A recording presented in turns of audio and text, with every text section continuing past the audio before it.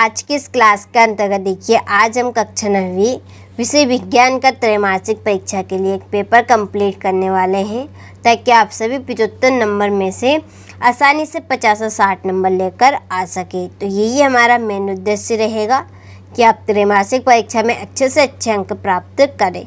चलिए तो वीडियो को स्टार्ट करते हैं बिना किसी डाउट के। पहला प्रश्न देखिए, पदार्थ की कितनी अवस्थाएं होती है। तो पदार्थ की कितनी अवस्थाएं होती है?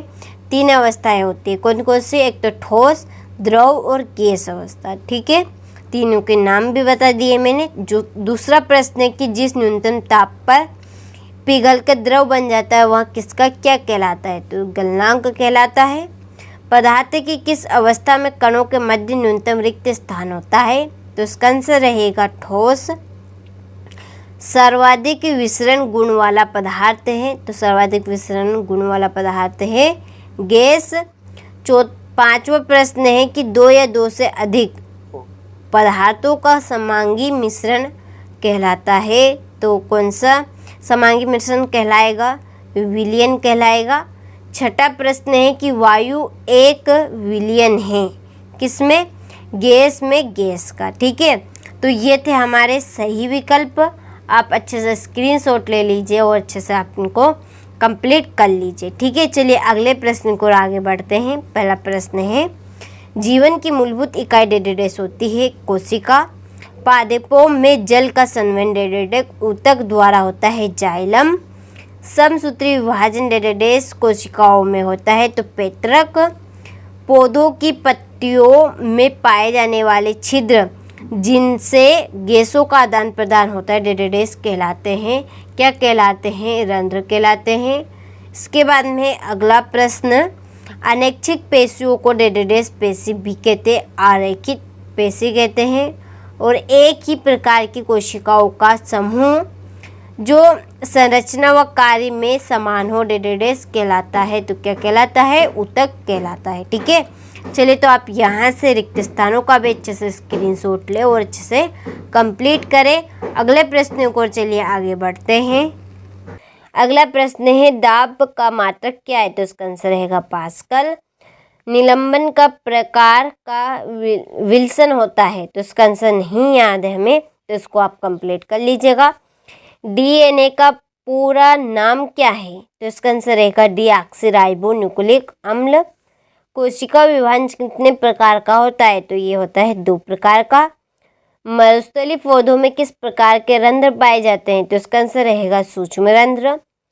और एक गाड़ी को ओडोमीटर किसका मापन करता है? तो इसका आंसर रहेगा गति का। ठीक है, चलिए तो स्क्रीनशॉट ले लीजिए, अच्छे से कंप्लीट कर लीजिए। इसके बाद में अगला प्रश्न, सही जोड़ी बनाकर लिखिए। गति का तृतीय नियम, इसका आंसर रहेगा क्रिया इक्वल प्रतिक्रिया। चाल की जोड़ी रहेगी दूरी बटा समय। त्वरण की जोड़ी रहेगी वेग में परिवर्तन बटा लिया गया समय। गुरुत्वीय त्वरण, इसकी जोड़ी रहेगी स्वतंत्र रूप से गिरती हुई वस्तु। जड़त्व, इसकी जोड़ी रहेगी गति का प्रथम नियम। गति का द्वितीय नियम, इसकी जोड़ी रहेगी F इक्वल A में। ठीक है, तो जोड़ी हुए हमने कंप्लीट कर लिए। आप तो हर एक प्रश्न को अच्छे से स्क्रीनशॉट लें और अच्छे से आप ध्यान से देखें। ठीक है, और फिर इनको आप अच्छे से कंप्लीट कर लें, ताकि आप सभी को अच्छे से अच्छे अंक प्राप्त हो सके। ठीक है, हमारा भी यही उद्देश्य और हम भी यही चाहते हैं। ठीक है, इसीलिए तो आप सभी को काफ़ी इम्पोर्टेंट प्रश्न पत्र यहाँ पर मैं आप सभी को बता रही हूँ। चलिए, तो मोमबत्ती का जलना भौतिक परिवर्तन है, तो ये सत्य है। दूसरा है कि कोशिका ऊतक की कार्यात्मक इकाई रक्त होती है, तो ये असत्य है।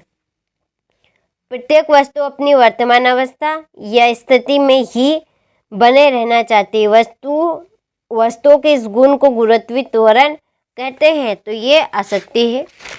हृदय पेशी ऐच्छिक पेशी होती है, तो ये असत्य है। सर जे थॉमसन ने एनोड किरणों की खोज की है, तो ये असत्य है।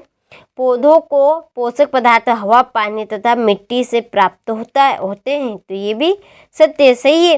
पौधों को पोषक पदार्थ हवा से, पानी और मिट्टी से तो प्राप्त होते हैं। किससे प्राप्त होते हैं? ये तो फिर बात सही है हमारी। ठीक है, इसके बाद में क्वेश्चन नंबर 6, एलपीजी व सीएनजी का पूरा नाम लिखिए। ठीक है।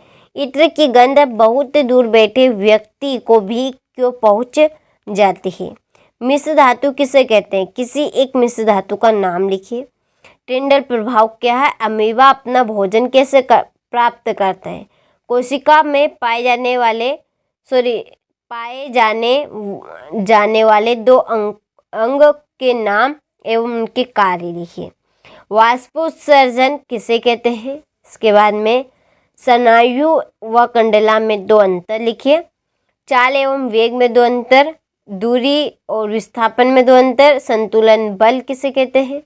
एक सतह पर रखी हुई दो अलग अलग वस्तुओं को चलाने के लिए अलग अलग बलों की आवश्यकता, ठीक है, क्यों होती है। ठीक है। ये अगला प्रश्न आप यहाँ से स्क्रीनशॉट ले लीजिए, अच्छे से कंप्लीट कर लीजिए।